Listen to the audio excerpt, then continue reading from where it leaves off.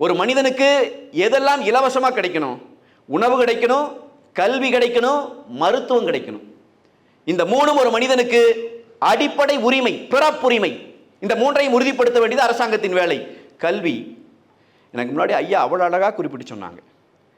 புரட்சி தலைவர் அவர்களினுடைய காலத்திலே தான் நீங்கள் ஐயா காமராஜர் அவர்கள் 9 ஆண்டு காலம் ஆட்சி நடத்திய போது 14,000 பள்ளிக்கூடங்களை கட்டி எழுப்பினார் என்கிற செய்தி நம்ம எல்லாம் இன்றைக்கும் பயங்கர ஆச்சரியப்பட வைக்கிறது. அவருடைய ஆட்சி காலம் உண்மையிலேயே தமிழ்நாட்டின் கல்வி வரலாற்றில் ஒரு பொற்காலம். தமிழ்நாட்டிலே இந்த நவீன காலத்தில் கல்வியின் தந்தை என்று பட்டம் கொடுக்க வேண்டும் என்றால் ஐயா காமராஜர் அவர்களுக்கு தாராளமாக கொடுக்கலாம். அதே போல தொழில்நுட்ப கல்வியினுடைய தந்தை என்று ஒருவருக்கு பட்டம் கொடுக்க வேண்டும் என்றால் புரட்சி தலைவருக்கு மட்டும்தான் கொடுக்க முடியும். அதுதான் தொடக்க புள்ளி. அண்ணன் பரமசிவம் அவர்கள் அழகாக சுட்டிக்காட்டி அந்த புள்ளியை பேசினார். நான் உனக்கு அனுமதி தருகிறேன், நீ தனியார் பொறியியல் கல்லூரி கட்டிக்கோ, இன்ஜினியரிங் காலேஜ் கட்டிக்கோ. இப்பவும் பல பேர் விமர்சனம் வைக்கிறாங்க, எம்ஜிஆர் காலத்துல தான் பிரைவேட்டைஸ் ஆயிடுச்சு கல்விங்கிறான். அது புரியாமல் பேசுகிற பேச்சு. அன்றைக்கு மிக மிக குறைவாக அரசினுடைய பட்ஜெட் இருந்த காலத்திலே தனியாரை கல்வி தொடங்க சொல்லி, கல்வி மையங்கள் தொடங்க சொல்லி, என்ஜினியரிங் காலேஜ் கட்டு, 50% மாணவர்கள், 100 சீட் இருக்கா 50 சீட்டு அவர்கள் பணம் கட்டி படித்துக் கொள்ளட்டும், நீ வருமானம் வச்சுக்க, 50 சீட்டை அரசாங்கத்திடம் கொடுத்து விட வேண்டும். அரசாங்கம் மதிப்பெண் அடிப்படையிலே மாணவர்களுக்கு அதை கொடுக்கும். அவர்களுக்கு கொடுக்கப்படுகிற கல்வியிலே நீ பணம் பண்ண முடியாது. இப்படி ஒரு திட்டத்தை எனக்கு தெரிந்து உலக அளவில் வேறு எவனும் கொண்டு வந்ததே இல்லை. மிகப்பெரிய தொலைநோக்கு சிந்தனை. அப்ப கல்வி அங்கே வருகிறது. அம்மா அவர்களினுடைய காலத்திலே, அண்ணன் எடப்பாடியார் அவர்களின் காலத்தில் இந்த 7.5 விழுக்காடு எப்படி மிகப்பெரிய ஒரு புரட்சியை செய்ததோ அதுபோல புரட்சி தலைவி அம்மா அவர்களின் காலத்திலே தான் இந்த 12ஆம் வகுப்புல மேத்ஸ் மட்டும் இருக்கிற குரூப் இருக்கும், ஒகேஷனல் குரூப்னு சொல்லுவோம். அந்த மாணவர்களுக்கு 25 விழுக்காடு ஒதுக்கீடு கொடுத்து இன்ஜினியரிங் காலேஜுக்குள்ள போனாங்க. நான் சொல்லுகிறேன், இன்றைக்கு ஆயிரக்கணக்கான லட்சக்கணக்கான மாணவர்கள் இன்றைக்கு பல நாடுகளிலே பணிபுரிந்து கொண்டிருக்கிறார்கள். அதிலே அந்த 25 விழுக்காடிலே பயன்பெற்றவர்கள். என்ன காரணம்? எல்லாருக்கும் எல்லாமும் போய் சேரணும், கல்வி பரவலாக்கப்பட வேண்டும். நீங்க அண்ணா அழகா சொன்னாங்க அந்த செய்தி. புரட்சி தலைவர் காலத்தில் தான் இங்கே படிக்கிற குழந்தைகள் காலையில செருப்பு போட்டு பார்த்த தலைவனுங்க அந்த தலைவன். நீங்க அப்படியெல்லாம் இனி தலைவர்கள் பிறப்பார்களான்னு நமக்கு தெரியல. செருப்பு இல்லாமல் நடந்து கொண்டிருந்த குழந்தையினுடைய அந்த பாதத்திலே ஏற்பட்ட வலியை ஒரு தலைவன் புரிந்து கொண்டு அந்த குழந்தைகளுக்கு செருப்பை இலவசமாக கொடுக்க வேண்டும் என்று சிந்தித்திருக்கிறான் என்று சொன்னால் இந்த இயக்கம் எப்பேற்பட்ட இயக்கம்? இந்த இயக்கம் அழியாது என்று பல பேர் சொல்லுகிறார்கள். அதற்கு அவர்கள் பல காரணம் சொல்லுகிறார்கள். ஆனால் நான் சொல்லுகிறேன், இந்த இயக்கம் செய்த பணிகளால் இந்த இயக்கம் அழியாமல் என்றைக்கும் நிலைத்திருக்கும். அப்படியான பணிகளை எல்லாம் செஞ்சிருக்கு.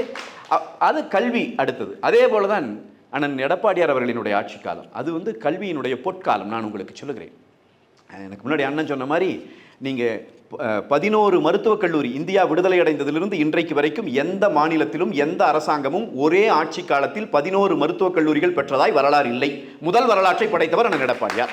11 மருத்துவக் கல்லூரிகள் வருகிறது. 7.5 விழுக்காடு உள்ளிட ஒதுக்கீடு என்று கொண்டு வந்து அந்த மாணவர்களுக்கான கல்வி செலவையும் ஏற்றுக்கொள்வோம் என்று சொல்லி நான் சொல்லுகிறேன், நீட் தேர்வு வருவதற்கு முன்னால் அரசு பள்ளிக்கூடத்திலே இருந்து மருத்துவக் கல்லூரிக்குள்ளே போய்கொண்டிருந்த மாணவர்களை விட பல மடங்கு அதிகமான எண்ணிக்கையில் நீட் தேர்வு வந்த பிறகு இன்றைக்கு மாணவர்கள் உள்ளே போகிறார்கள், அரசு மருத்துவக் கல்லூரிக்குள்ளே போகிறார்கள் என்று சொன்னால் அது ஒரு சரித்திர சாதனை.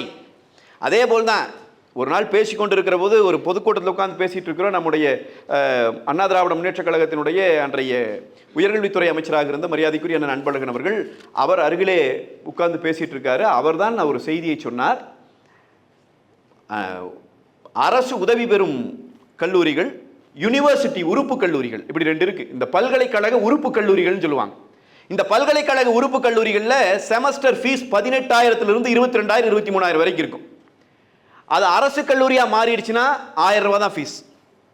அப்ப அன்றைய அமைச்சர் அன்றைய முதலமைச்சராக இருந்த அண்ணன் எடப்பாடியார் அவர்களிடம் சென்று கேட்கிறார், எங்கள் மாவட்டத்தில் இருக்கிற 2 கல்லூரிகளில் அவை பல்கலைக்கழக உறுப்பு கல்லூரிகளாக இருக்கின்றன, அவற்றை நாம் அரசு கல்லூரி ஆக்கிட்டோம்னா அந்த மாணவர்களுக்கு கட்டணம் குறைஞ்சிரும், அவங்க இங்கேயே படிக்கிறதுக்கு வாய்ப்பா இருக்கும், வெளியூர்களுக்கு அரசு கல்லூரி தேடி போறாங்க.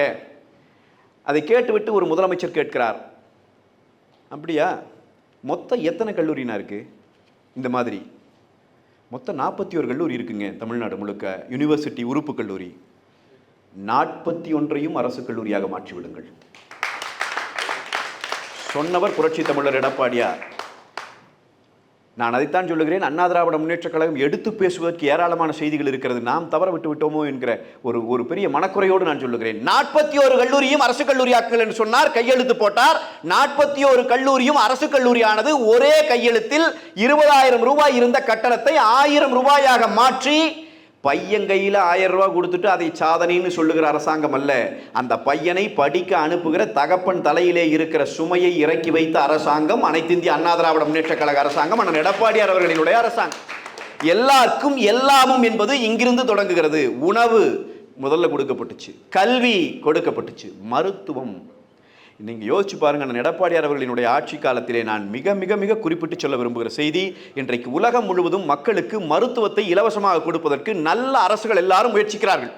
எப்படியாவது மருத்துவம் இலவசமயமாக்கப்பட வேண்டும் என்று சொல்லி அதனுடைய முதல் படிதான் தமிழ்நாட்டிலே தொடங்கப்பட்ட 2000 அம்மா மினி கிளினிக்குகள். மினி கிளினிக், ஒவ்வொரு கிராமப்புறத்திலும் கிளினிக் கட்டப்பட வேண்டும், கட்டிடம் இருக்க வேண்டும், அங்கே மருத்துவர் இருக்க வேண்டும், செவிலியர் இருக்க வேண்டும், மருந்து மாத்திரைகள் இருக்க வேண்டும், இதெல்லாம் இருக்க வேண்டும்.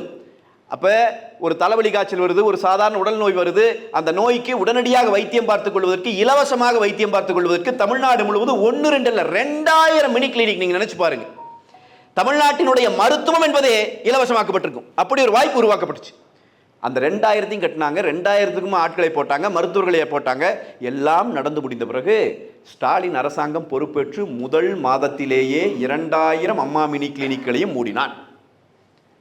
அப்போ கேட்ட நம்ம, ஏன் இதை மூடுறீங்க, இதை மூடுவதற்கான தேவை என்ன? அன்றைக்கு அமைச்சர், இன்றைக்கும் இருக்கிற மா சுப்பிரமணியம் அன்றைக்கு சொன்ன பதில் என்னவென்றால், 150க்கும் மேற்பட்ட அந்த கிளினிக்குகளில் மருத்துவர்கள் இல்லை.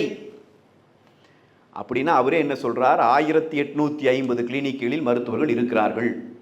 அவர் சொல்றது 1850 கிளினிக்கு நாங்கள் மருத்துவர் ஓட்டமே, அந்த 150 போட்டு தொலைச்சிருக்கலாம்ல. அதை ஒரு காரணம்னு சொல்லி 2000 மினி கிளினிக்கையும் மூடி, அதன் பிறகு மக்களை தேடி மருத்துவம்னு ஒரு பொய்யான திட்டம். நீங்க திமுகவினுடைய ஊழல் எப்படி நடக்கும் என்பதற்கு எல்லாம் எடுத்துக்காட்டுங்க. நீங்க மினி கிளினிக்னா கட்டணம் இருக்கணும், டாக்டர் இருக்கணும், நர்ஸ் இருக்கணும், அவங்க வந்திருக்கணும், வருகை பதிவேட்டில் கையெழுத்து போட்டிருக்கணும், அவங்களுக்கு சம்பளம் போகணும், அவங்களுக்கு மருந்து மாத்திரை எங்க இருக்கணும், அதுக்கு செலவு இருக்கணும் இல்லைங்களா? இப்போ இந்த நாளை நமதே சேனல் அதுல ஒரு ஊழல் நடக்குதா கண்டுபிடிச்சிரும், போய் பார்க்கும், கட்டணமே இல்லை, சும்மா கணக்கு எழுதியிருக்கான் பாருங்கன்னு காட்டிடுவாங்க. அப்போ ஊழல் நடந்தா தெரிஞ்சிடும், மருந்து மாத்திரையே வர்றதில்லை எழுதிடுவாங்க, தெரிஞ்சிடும். ஆனால் மக்களை தேடி மருத்துவம், நீங்கள் டாக்டர்கிட்ட வர வேண்டாம், டாக்டர் உங்கள் வீட்டுக்கு வருவார்னா. இப்போ முதலமைச்சர் என்ன சொல்றாருன்னா, சமீபத்தில் சொன்னதில் 2 கோடி மக்கள் பயனடைந்திருக்கிறார்கள். தமிழ்நாட்டின் மக்கள் தொகை ஏறக்குறைய சுமார் 8 கோடி என்று சொன்னால் 2 கோடிங்கிறது 25% இல்லைங்களா?